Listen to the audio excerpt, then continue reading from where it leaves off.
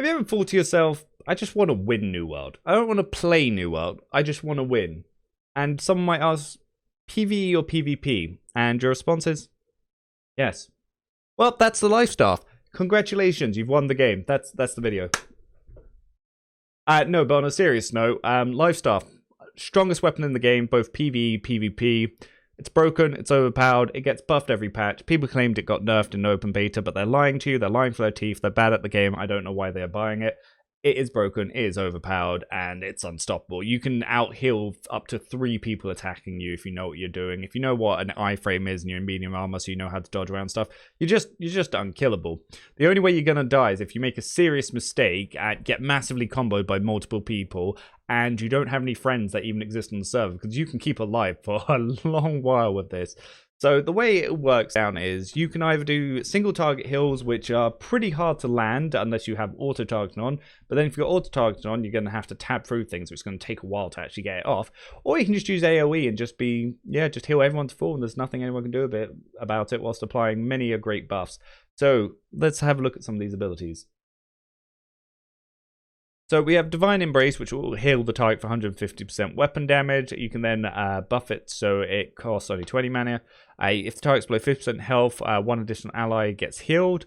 And Rebound, if the second target's below 50% health, heal another ally. Don't really rate this one, but whilst we're here, let's look at Sacred Ground, which is probably one of the most busted abilities in the game, along with its cousin over here, Beacon. A Sacred Ground will create an area on the ground that lasts 15 seconds and heals 20% of the weapon damage every second. It then regenerates stamina and mana 100% faster whilst people are in Sacred Ground. And while allies are in Sacred Ground, they are healed for 50% more from all healing. So just being in here gives you more healing. Okay, then we have Splash of Light. You and all group members within 100 meters are healed for 50% weapon damage. It's then buffed that if you heal a target below 50% health, you gain 3% of your max mana. And the last one is Purify. Splash of Light also removes debuff. In Wars, this healed everyone for, in 100 meters. So you'd literally use Splash of Light and you could heal 50 people. You just spam that, you got to the top of the leaderboard, barely did anything useful, but you topped that leaderboard.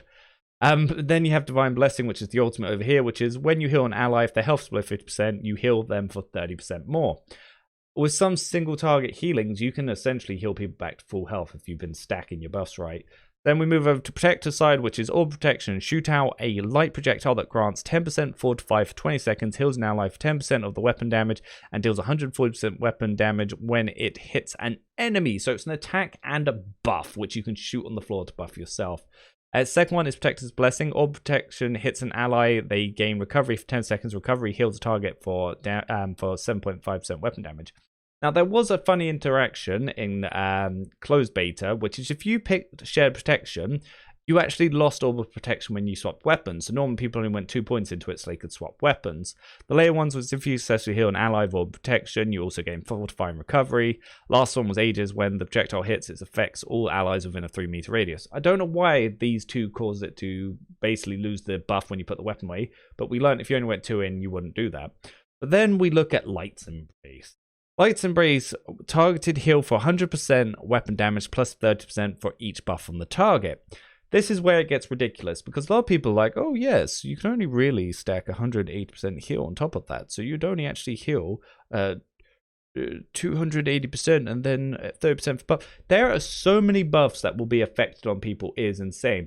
They can have food buff. They get a buff for just having their con up. They have their own weapon buffs. Like when I did Firestaff, you got about 4 passive buffs active all the time. This will give extra 30% healing for all of those. If you've got Sacred Ground on the floor, Beacon on the ground, these are buffs that are keep giving more stuff. Basically, if you have any build that has items on the bar at the bottom of their screen that's giving them stuff, this will heal for an extra 30%. It is insane. I've seen people get healed for up to 6k. You'll have some guy in Reddit like, oh, that's not possible. I did that. No, he's never played the game. Tell him to shut up. Just because he's added up some numbers on the abilities doesn't mean he's counted the fact of how many buffs every weapon can have and how many they can all stack together. It is ridiculous, because you can have plenty of food buffs that also increase your damage or your defenses on top of everything else, as well as healing buffs. There is so much broken with this ability. You only really need to go into 2 of them, which is when you heal a target with Light's Embrace, target receives 25 stamina, so they can also dodgeball when they get it.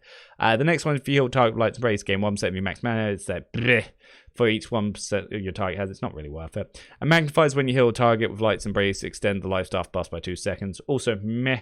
You're going to be wanting to use Divine Blessing. But then the last OP ability over here, which is Beacon, which is shoot out a light projectile that deals 140% weapon damage to enemies attached to its target and heals all nearby allies 20% weapon damage for every second 10%. Yeah, you can shoot somewhere to put the beacon, shoot the floor to do it, or you can shoot an enemy. So now the enemy's walking around as a healing thing, so he's healing everyone that he's trying to fight.